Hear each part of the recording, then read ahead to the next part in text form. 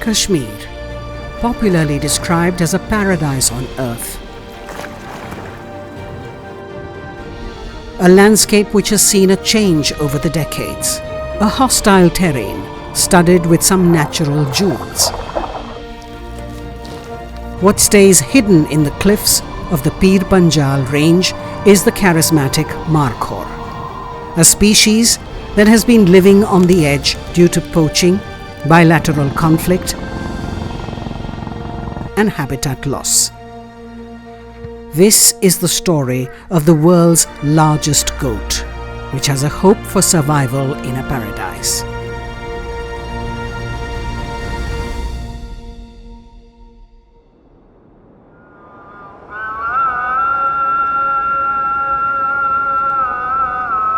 This is Kashmir.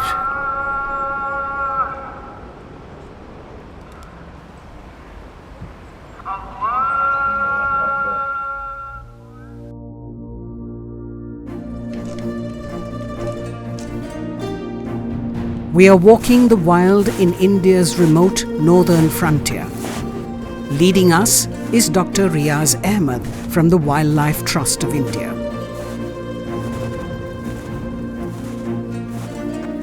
Nothing stops Dr. Riaz and his team, be it the weather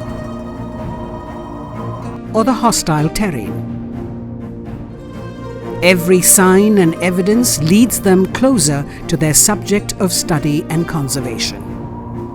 Dr. Riaz has spent the last 15 years in this harsh landscape studying enigmatic species.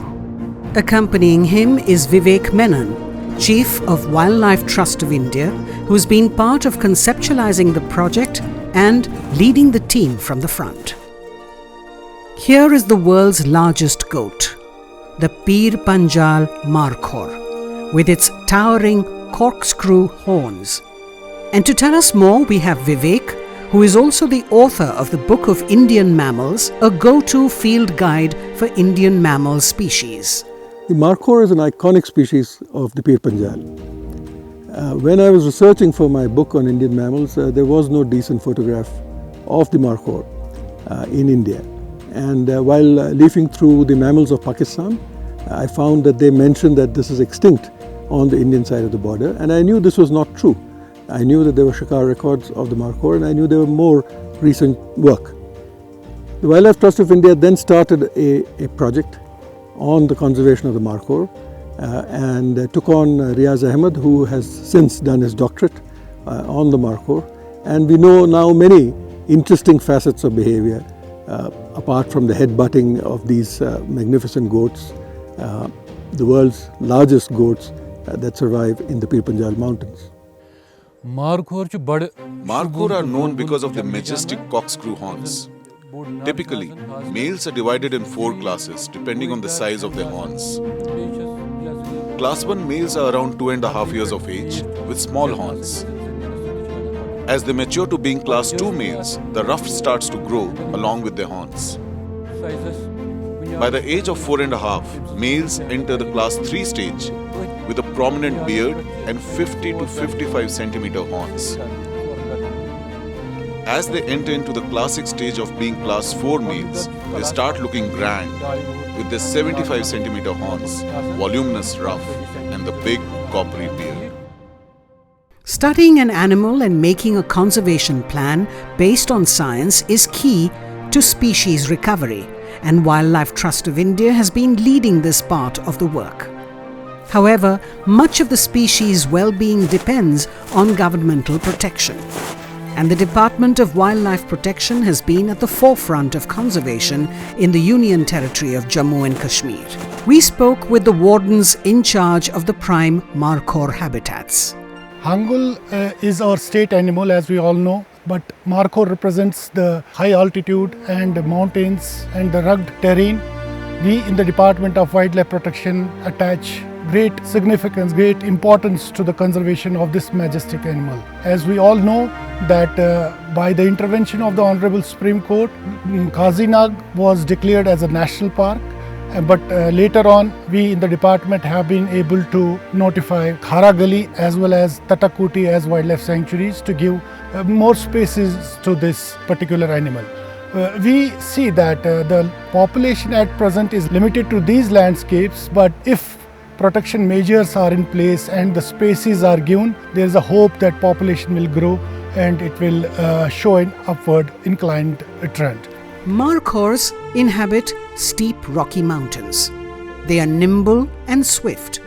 But life for the Markhor is not easy when they start their lives on these steep cliffs.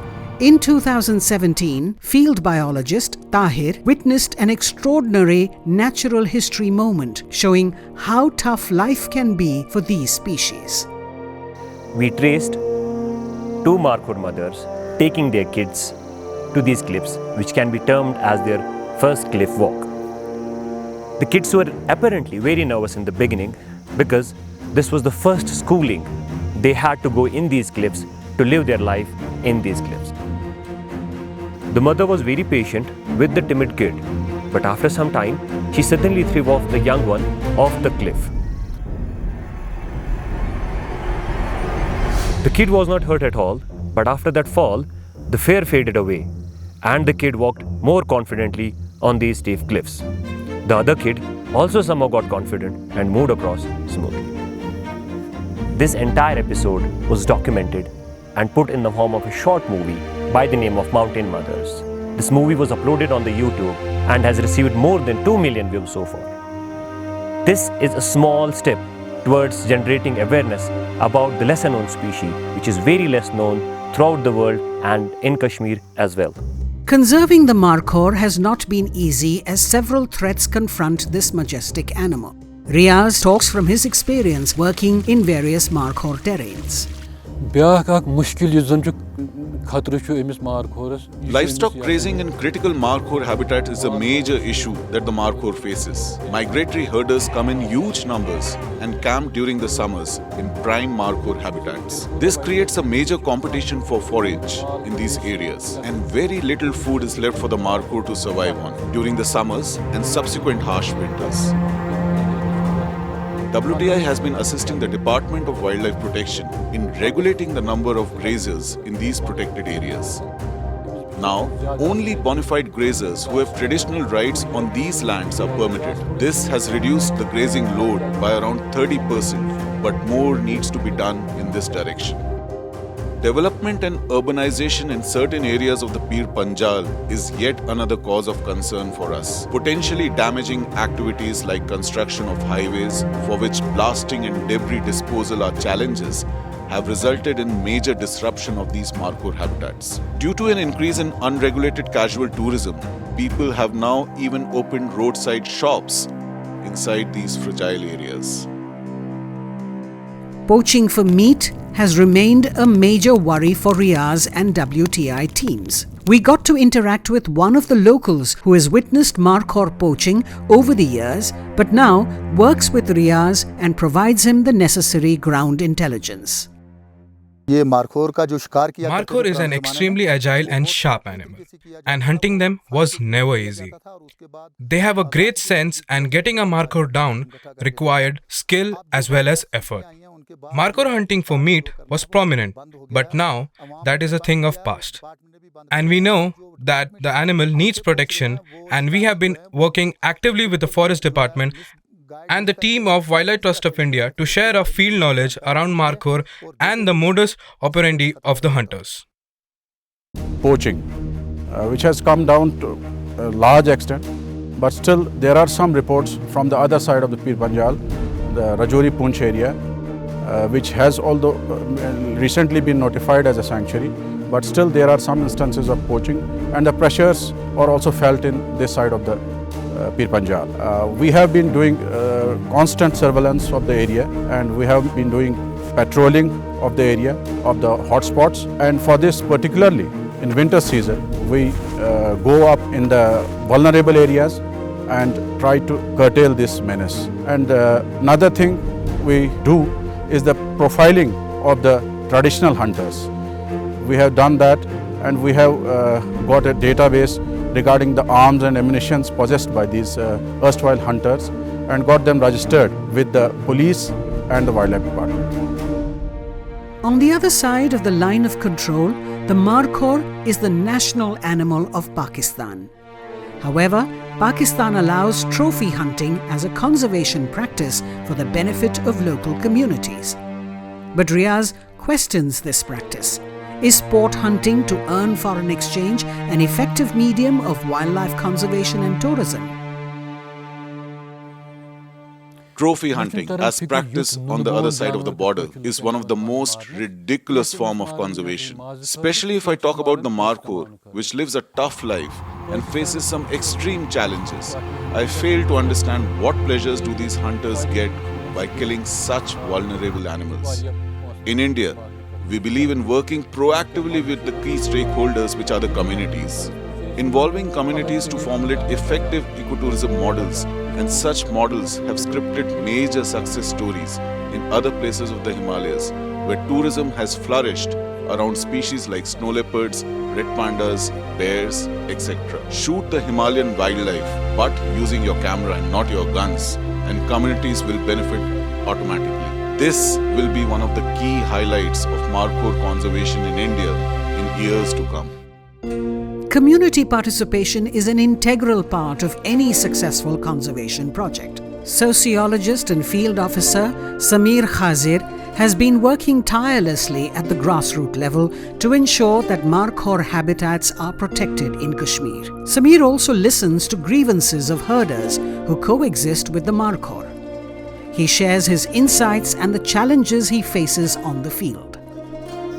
The involvement of the local communities in wildlife and habitat conservation, is a necessary precondition when it comes to scripting any conservation story in any part of the world. Markhor and its conservation are not different. In most of the Markhor habitats, be it Kazinag National Park or the Hirpura Wildlife Sanctuary, we work proactively with the migratory herders, the Gujjar, Bakarwal and the Chopan community, as well as the sedentary local communities. Since they are predominantly dependent on the Markhor habitat and hence are its primary stakeholders. 94% of these communities use fuel wood as the major source of energy for cooking, with 90% of it being extracted from the protected areas. Therefore, this necessitated the need to support these communities for alternative source of fuel wood. We have been in the process of exploring and converging the various conservation developmental linkages, and here we tapped on the Pradhan Mantri Ujjwala Yojana, where 700 Pulse LPG cylinders were distributed among the women in these remotest areas, which were actually the critical Markhor areas, so as to reduce the fuel wood dependency on the protected areas. And one of the positive impact of this initiative is that the safety and the security of the women has been addressed. These women earlier, they used to inadvertently come into conflict with the wild animals in the process of fetching the fuel wood. In our project approach, we have metamorphosed this into their SAGs, the self-help groups, which we have formed under the National Rural Livelihood Mission, which we popularly called as Ummeed in Jammu and Kashmir. Under this community-owned and community-driven program, these women attend the regular meetings, these women attend the weekly meetings and try to bring to resolution their social grievances and even vent out their suppressed feelings, besides providing them the diverse opportunities for their livelihood. Sameer is also concerned about the issues of migratory herders seeping into the prime Markhor habitats. Hirpura Wildlife Sanctuary, which is a vital Markhor habitat, is also home to nearly 500 migratory herder households. They are dispersed in 40-odd grazing pastures. So traditionally, these grazers migrate seasonally, spending summers in the alpine meadows of Kashmir and winters in the foothills of Rajouri Punj. Over the years, an alarming trend has been witnessed where 70% of the herders have started letting their pastures on rent to unauthorized herders to earn more cash. An effective conservation plan would involve working closely with the herders to find a solution to this problem. Sameer explains this approach at length. Livestock rearing is also a livelihood option for these migratory herders. So, putting a complete restriction on the livestock rearing is neither judicious nor it is easy. It's not about abolishing herding as a practice. It's about managing the social, ethical, political dimensions of this age-old tradition and culture. The Markhor faces complicated threats, which are difficult to resolve for the department staff as well as the Wildlife Trust of India team. Being the world's largest goat and roaming in one of the most militarized borders, we try to understand some of the challenges faced by the team working at the LOC. You know, in our project, we always have a collaboration with the Department of Wildlife Protection, Jammu and Kashmir, and Army is the main stakeholder. Most of the times when we leave our homes and go on the field, we face a number of restrictions and challenges. One of the challenge remains not being able to visit some critical habitats which we have to visit, being an official assignment. We do understand the limitations of the Army.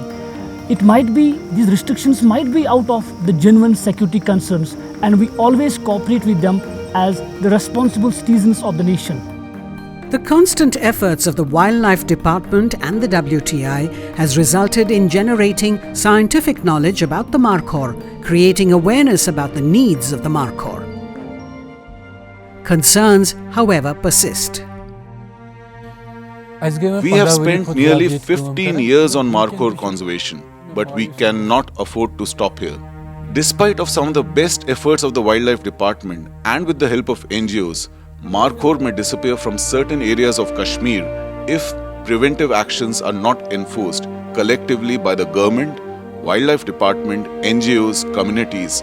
Everyone will have to join hands.